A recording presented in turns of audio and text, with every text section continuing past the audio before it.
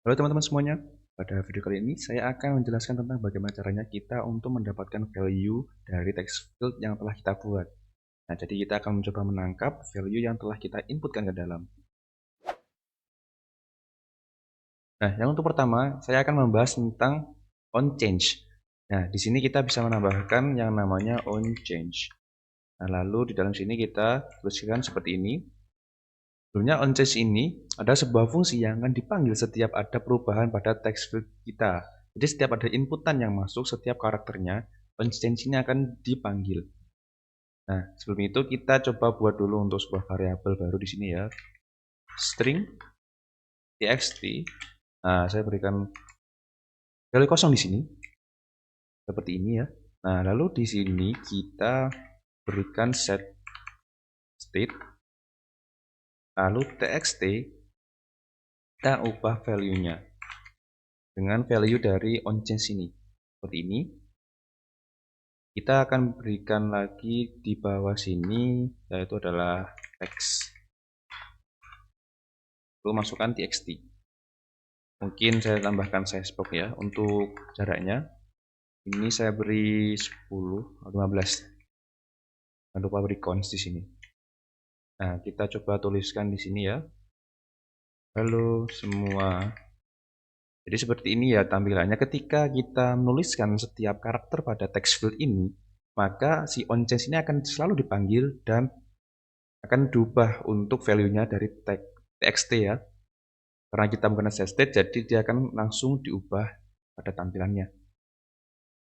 Nah, untuk kalian yang mungkin belum tahu caranya untuk dekorasi seperti ini ya, saya sudah membahas pada video sebelumnya, silahkan cek di sana ya.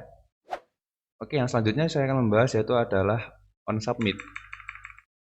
Submitted, seperti ini. Nah, untuk on submit ini, ketika kalian tidak ingin untuk menangkap value-nya setiap ada perubahan, kalian bisa menggunakan on submit ini. Jadi, on submitted ini, value-nya akan ditangkap ketika kalian selesai untuk menuliskan inputan kalian. Kita contoh, hello, hai. Nah, untuk tampilannya tidak akan berubah ya. Ketika kita selesai, klik ini. Nah, jadi tampilannya baru akan didapatkan dan diubah. Seperti itu. Jadi kalian tidak langsung diubah seperti on change. Submitted ini dia akan mengambil value-nya setelah selesai. Selanjutnya saya akan membahas satu lagi yaitu adalah controller. Jadi controller ini agak berbeda ya. Nah, cara penulisannya kita bisa tuliskan teks editing control di atas ini. Lalu berikan namanya, mungkin saya berikan contoh DTR. Nah, di sini kita tuliskan lagi teks editing controller.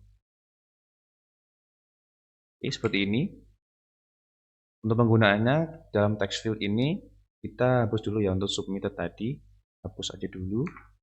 Lalu di sini kita tuliskan controller, masukkan dari controller tadi CTR. Tidak ada yang berubah ya, kita masukkan juga tidak ada yang berubah di sini. Nah, kita akan mencobanya untuk mencetak print.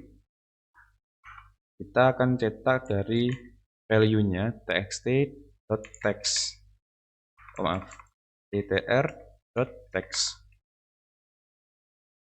Save. Nah, kalian perhatikan ya di bagian sini. Ketika saya masukkan sebuah value, ini adalah value, lalu submit. Nah, ini ya, ini adalah value. Jadi dia akan menangkap dari value kita. Nah, jadi untuk text editing controller ini adalah sebuah kelas dalam rangka kerja Flutter yang digunakan untuk mengontrol dan mengelola teks dalam input field. Nah, jadi kita bisa mengontrol dari value-value-nya. Seperti contoh ya, saya menggunakan ketika kita tekan tombol di sini ya, kita ingin menghapus daripada value yang ada pada text field kita. Di contoh saya berikan ctr lalu kita clear. Nah, clear di sini. Ya, kita submit lagi. Untuk tampilannya akan berubah ya pada text field, dia akan menghapus semua value yang ada di sana. Nah, pada text editing controller ini kita harus menambahkan yaitu adalah dispose. Kita tambahkan di sini ya, add this dispose. Ini. Nah, apa fungsinya dispose? Fungsinya untuk dispose ini adalah untuk menghindari kebocoran dari memori ya. Jadi agar tidak ada memori menumpuk ketika kita menggunakan text editing controller ini.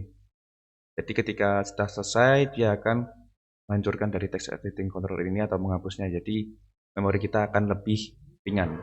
Nah, di sini kita tuliskan untuk DTR untuk text editing controllernya, lalu dispose seperti ini. Untuk tampilan tidak berubah ya. Kita lanjut lagi. Di sini kita akan menggunakan yang namanya add listener. Nah, jadi kalau kita menggunakan langsung CTR seperti ini, nah saya coba ya di bagian teks ini aja ctr.text save. Ketika kita ingin menambahkan nice gitu ya untuk tulisan contoh, nah kita submit, tulisannya tidak akan ditampilkan karena dia belum bisa langsung digantikan. Untuk yang sebelumnya kan kita menggunakan on change, nah dia kan ada set state, nah, kita harus menggunakan itu dulu agar bisa menampilkan secara langsung untuk teksnya.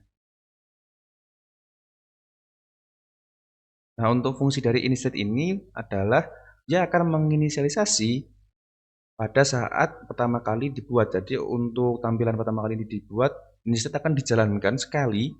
Seperti contoh, kita ingin txt ini bervaluekan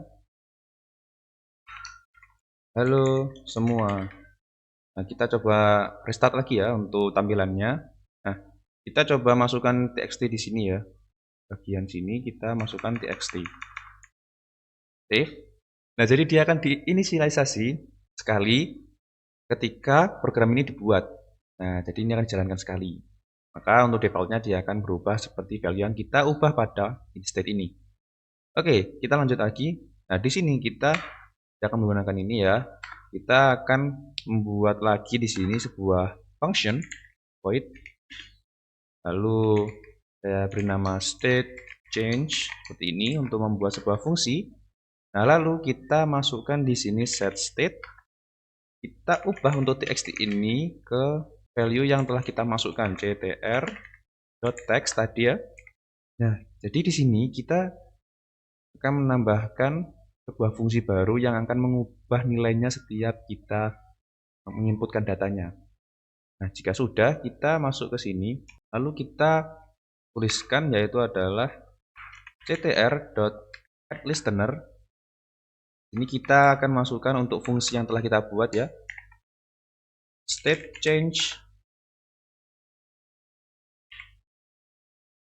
Nah, di dispose ini juga kita jangan lupa masukkan juga untuk remove listener. Jadi kita juga harus menghapus atau menghancurkan si listener ini ya, agar juga tidak terjadi kebocoran memori ya. State change. Save. Memang agak ribet ya, tapi memang seperti ini untuk caranya pada text editing controller. Nah, jika sudah seperti ini, kita restart kembali ya. Kita restart kembali agar si instead ini dijalankan. Sudah, kita coba lagi. Ini adalah add listener. Nah, jadi untuk tampilannya hampir sama seperti on change. Tapi kita bisa menggunakan fungsi-fungsi dari text editing controller ini seperti clear dan lain sebagainya. Nah, kita submit di sini, dia akan hilang. Jadi seperti itu untuk penggunaan dari text editing controller. Oke teman-teman, mungkin ini aja yang bisa saya sampaikan untuk pada video kali ini. Klik like yang belum like, subscribe yang belum subscribe. Terima kasih yang telah menonton. Kita lanjut ke next video.